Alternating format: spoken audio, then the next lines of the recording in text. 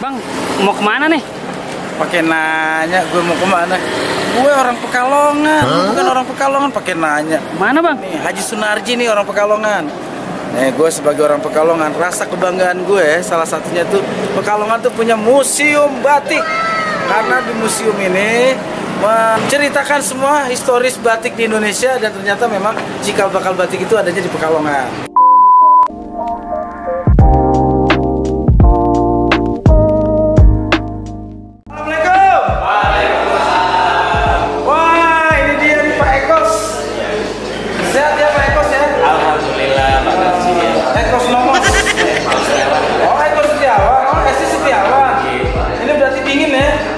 Karena pakai es, ya. Kalau pakai es nggak dingin ya.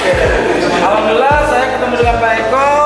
Ini adalah teman senasib dan syukuran saya. Pak Eko ini sebagai apa di musim ini? Saya kebetulan diberi mandat sebagai apa ya bahasanya itu guide Pak Haji. Oh, tour guide. Ya, menemani tamu. Menemani tamu ya. Jadi gedung museum batik ini dulu menempati bekas gedung Monohayat Belanda Pak Haji. Dulu dipakai sebagai kantor administrator keuangan pabrik gula. Oh, dulu sebenarnya ini bekas administrasi pabrik gula ya? Iya. Ini mulai didirikan tahun berapa Pak? Kita mulai aktif tahun 2006 tanggal 12 Juli berkaitan dengan Hari Koperasi Nasional. Oh, Hari Koperasi Nasional.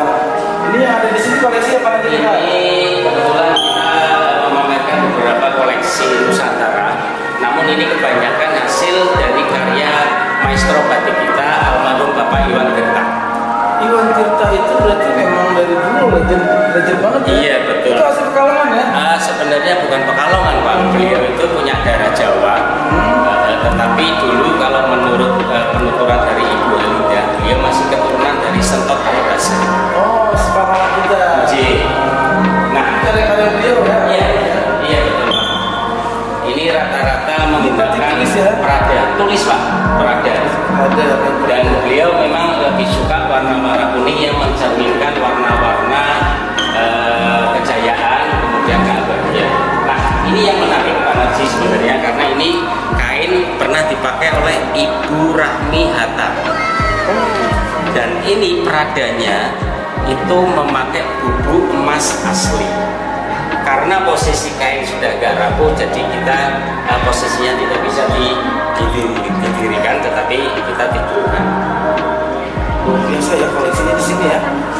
Selain itu, ini kain-kain juga masih sama dengan koleksi dari pembatik yang. Iya, ada beberapa pembatik dari luar Jawa, termasuk dari dari Tuban.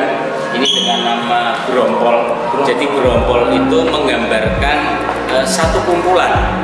Dan ini dulu konon dipakai khusus untuk anak yang mau melakukan sunah. Koleksi batik pedalaman atau batik-batik yang keluar motifnya dari keraton Solo maupun Jogja. Dibilang malah pedalaman ya? Iya, pedalaman atau batik keraton. Dan ini seluruhnya adalah dulu tidak boleh dipakai oleh kaum seperti kami. Ini dulu khusus dipakai oleh kaum bangsawan. Kaum ningratnya ya? Iya, betul. Tapi sekarang semua orang udah egaliter ya? Boleh, tapi ketika kita masuk ke dalam ruangan istana, kita harus menanggalkan motif-motif seperti ini kan Mas. Nggak boleh ya? Iya. Bokep lereng ini ya? Ya, ini batik-batik saudagaraan. Jadi batik-batik saudagaraan itu muncul ketika yang membuat batik ini kan uyut-uyut kami, orang kalangan bawah. Tetapi mereka hanya bisa membuat Pak Haji, tidak bisa memakai, apalagi menjual. Makanya timbul satu semacam inovasi atau pemberontakan yang positif. Mereka membuat motif di luar motif keraton. Mereka bisa membuat, menjual dan memakai. Begitu. Ini yang dibilang saudagaraan. Saudagaraan, betul. Nah ini batik pesisiran Pak, ini seluruhnya. Batik pesisiran itu ada 3 pengaruh budaya. Yang pertama pengaruh budaya Eropa, biasanya cerita-cerita tentang kebesaran mereka. Kemudian ada boketan juga, tapi biasanya bunganya bunga tulip.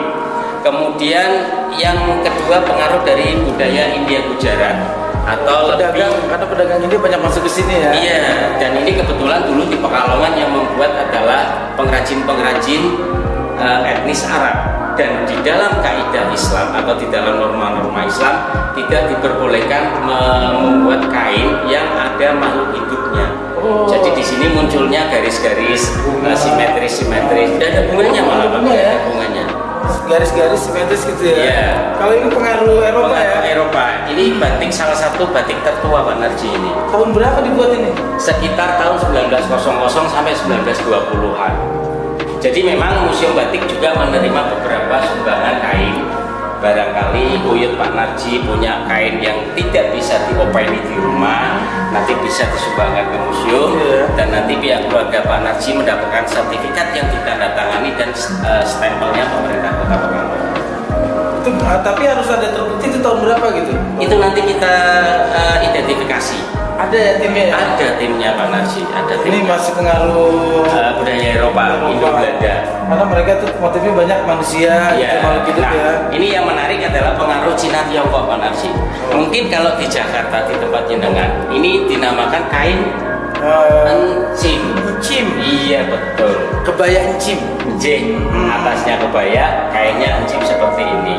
Tetapi kalau orang zaman dulu mengatakan bahwa kain ini kain biron atau kain belum jadi. Iya. Kain biron. Biasanya identik dengan burung kuning. Kupu-kupu. Iya, terus kemudian bunganya bunga gerisan. Ininya kalau parangtritis ya? Apa? Bukan Pak. Namanya ini kan untuk taburan, apa namanya pinggiran. Pinggiran. Ini biasanya kalau cewek di depan Pak Narji. Kalau ini Itu laseman. ini laseman ya? J, laseman. Lasem itu identik dengan warna merah. Lebih kemerahan. J.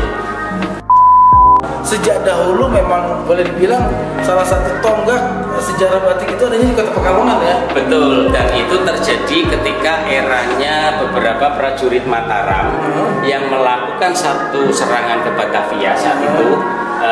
Kalau tidak salah, Raja Mataramnya saat itu Sultan Agung. Beliau malu pulang ke Mataram karena 2 kali gagal. Prajurit-prajurit itu akhirnya menetap di daerah Kedungmuni, Wonopringgo, Pekalongan dan sekitarnya. Jadi awal batik itu sebenarnya di arah selatan Pak Narji. Justru di arah selatan ya? Betul. Ringo yang ke arah Kajen.